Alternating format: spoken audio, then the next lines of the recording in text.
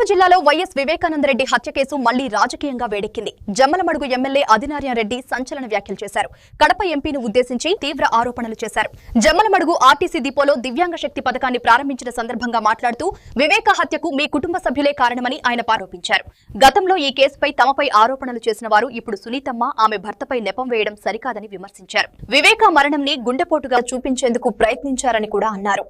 CBI దర్యాప్తులో పలు విషయాలు వెలుగులోకి వచ్చాయని, నిజాలు బయటపడుతున్నాయని పేర్కొన్నారు. మేము చంపినట్టు మా మీద రికార్డు. ఆ తర్వాత సిట్టు వేయడం జరిగింది. గౌరవ ముఖ్యమంత్రి గారు వెంటనే ఆపద్ధర్మ ప్రభుత్వం అయినప్పటికీ సిట్టు వేస్తే కోర్టుకు పోయి, హైకోర్టుకు పోయి గ్యాగ్ ఆర్డర్ తెచ్చుకొని సిబిఐకి కావాలని అడగడం జరిగింది.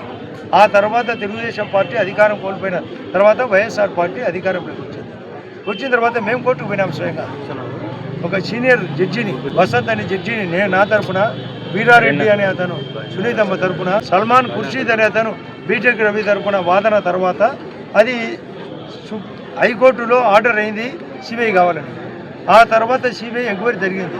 కుక్కలు చంపినారంటే, వీధి కుక్కలు వీళ్ళు సుమోతో ఇంటి కుక్కను చంపించారు. మోటార్ సైకిల్తో గొడ్డలు కొన్నారు కదిరిలో. వాళ్ళ ఇంట్లో అందరినీ ముద్దాయిలంతా ఇంట్లో చేర్చుకున్నారు.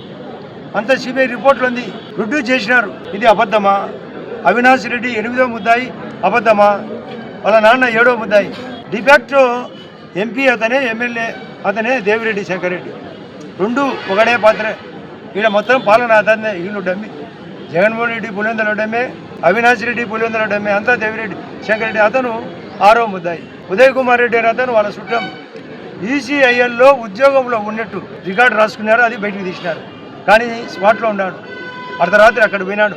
వాళ్ళ అమ్మకు చెప్పడం జరిగింది, అమ్మ రాత్రి వివేకానంద రెడ్డి చనిపోయాడని. ఆమె సిబిఐ వాళ్ళకి చెప్పడం జరిగింది. ఇవన్నీ అఫిడవిట్లో వాళ్ళు ప్రొడ్యూస్ చేసినారు. ఇవి అబద్ధమా? దీనికి సమాధానం చెప్పాలా? తప్పించుకుంటే దొంగ మార్గం. ఎక్కడ మళ్ళీ హైకోర్టుకు పోయి సునీతమ్మ మళ్ళీ ఆమె యొక్క వాదన వినిపిస్తుందని ముందుగానే దొంగే దొంగ అని అరిచినట్టుంది. మీరు చేసినారు లేదా? ఆ రోజు మేము చేసినట్టు చెప్పిరి, ఈరోజు సునీతమ్మ చేసినట్టు చెప్తారు. అంటే మేము చేయనట్టు కదా. ఇప్పుడు మా మీద మేమేం చెప్పాలి? ఇప్పుడు ముందు మా మీద ఎందుకు పెట్టారు? ఇప్పుడు కాదు, సునీతమ్మ, రాజశేఖర రెడ్డి, 5వ వివేకానంద రెడ్డికి ఒక ఆమె ఉన్నది సంబంధం అని కొడుకు కోసం, హత్య కోసం అంటారు.